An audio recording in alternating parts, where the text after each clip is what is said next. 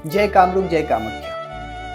अक्षय तृतीया में कौन सा कार्य करें और कौन सा ना करें? अक्षय तृतीया इस बार कब पड़ने वाला है? अक्षय तृतीया में किस प्रकार से कौन सा मुहूर्त हमारे लिए श्रेष्ठ है? अक्षय तृतीया में हम अपने पितरों को कैसे विशेष लाभ दे सकते हैं? अक्षय तृतीया में हम अपने लक्ष्मी को कैसे प्रसन्न कर सकते हैं, माता लक्ष्मी को, या अपने शुभ कार्य कैसे कर सकते हैं? सभी चीजों को मैं इस बार बताने वाला हूं इस वीडियो के माध्यम से, क्योंकि इस बार अक्षय तृतीया जो पड़ने वाला है वो 30 तारीख को पड़ेगा, 30 अप्रैल को। और 30 अप्रैल को जो पड़ने वाले हैं, इसमें मुख्यतः आपकी विशेष माता लक्ष्मी का कृपा आप पे पड़ने वाला है। विशेष योग है इस दिन। और इस बार अक्षय तृतीया तो होते ही है, भगवान परशुराम का जन्म इस दिन होता है, आप सभी को पता होगा। भगवान विष्णु के छठे अवतार भगवान परशुराम जी का अवतरण दिवस भी है उस दिन।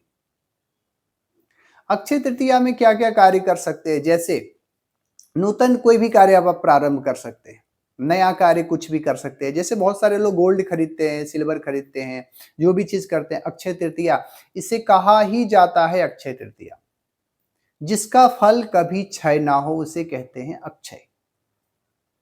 इस कार्य में दान लोग करते हैं, दान दिया हुआ कार्य कभी उसका क्षय नहीं होता है, कई गुना फल प्राप्त होते हैं इस दिन। गौ सेवा कर सकते हैं इस दिन आप, गौ सेवा का किसी भी कार्य, अच्छे कार्य कर सकते हैं, भंडारे कर सकते हैं, गौ सेवा कर सकते हैं, दान दे सकते हैं। और अगर आपको लक्ष्मी से समस्या आ रही है, बार बार अगर आपके पैसे फंस रहे हैं, तो उस दिन आप प्रातः काल स्नान करके उठें। उठने के क्रम में आप बढ़िया से स्नान करके फिर पूजा रूम को बढ़िया से सजाएं, फूल माला से इत्यादि से सजाएं, और घर के द्वार पे भी 2 दीपक लगाएं। एक चौमुखी दीपक अपने स्थान पे जिस जगह पे पूजन करेंगे, घी का दीपक जलाएंगे, और कमलगट्टे की माला लेना है। अगर आपको लक्ष्मी से लक्ष्मी से प्राप्ति करना है, कर्ज से मुक्ति पाना है, तो ये आपको माला लेकर के कम से कम लक्ष्मी का बीज मंत्र आपको पता ही होगा, बताने की जरूरत नहीं है, यथाशक्ति जितना आप जप सकते हैं। पहले आसन ले लेना, आसन के बाद में कमलगट्टे की माला से ही आपको करना है। कमलगट्टे की माला लेकर के आप इस चीज को यथाशक्ति मन को शांत करके, एकाग्र करके, माता का ध्यान करके, भगवान विष्णु का ध्यान करके, क्योंकि भगवान विष्णु के छठे अवतार लिए थे भगवान परशुराम, तो उनका उस दिन अवतरण दिवस भी है। तो भगवान विष्णु का ध्यान करके, माँ का ध्यान करके, उसके बाद में आप माला को प्रारंभ करेंगे। माला को प्रारंभ करने के बाद में पश्चात में जब आपकी माला यथाशक्ति पूर्ण हो जाए, 12-1 बजे तक यथाशक्ति जब भी आप कर सके, फिर आपको हवन करना है। हवन करने के बाद में, हवन जब पूर्ण हो जाए, फिर आप ब्राह्मण भोजन करा सकते हैं, कुमारी कन्या भोजन करा सकते हैं। दान यथाशक्ति जितना कर सकते हैं, क्योंकि दान का विशेष महत्व है। इस दिन दान किया हुआ कार्य कभी भी क्षय नहीं होता है, क्योंकि इसे अक्षय कहा जाता है। अपने आप में श्रेष्ठ है ये दिन।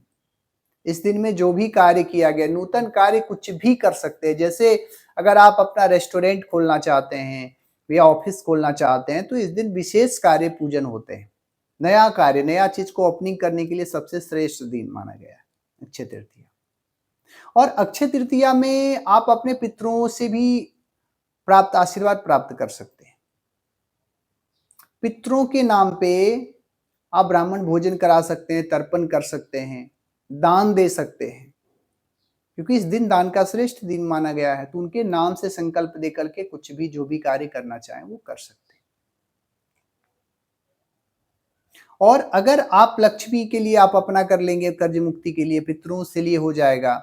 आप अपने से दान जरूरी है, कुछ भी दान करें यथाशक्ति, दान अनिवार्य है, क्योंकि इसमें मां लक्ष्मी की कृपा विशेष बनी रहती। इस बार आपका लक्ष्मी जो आप पूजन का विशेष समय आप चाहते हैं ना, तो वो 5 बजे से लेकर के 1 बजे के बीच में ये समय रहेगा तृतीया का। उस समय के बीच में आपको ये कार्य करना है। माता को प्रसन्न करना है तो समय से उठ करके और फिर आपको बैठ जाना है माला लेकर के। और अगर आप कुछ विशेष जानकारी चाहते हैं तंत्र से रिलेटेड या किसी भी अन्य प्रकार की बाधा से रिलेटेड, तो आप हमारे कामाख्या तंत्र पीठ से आप जुड़ सकते हैं।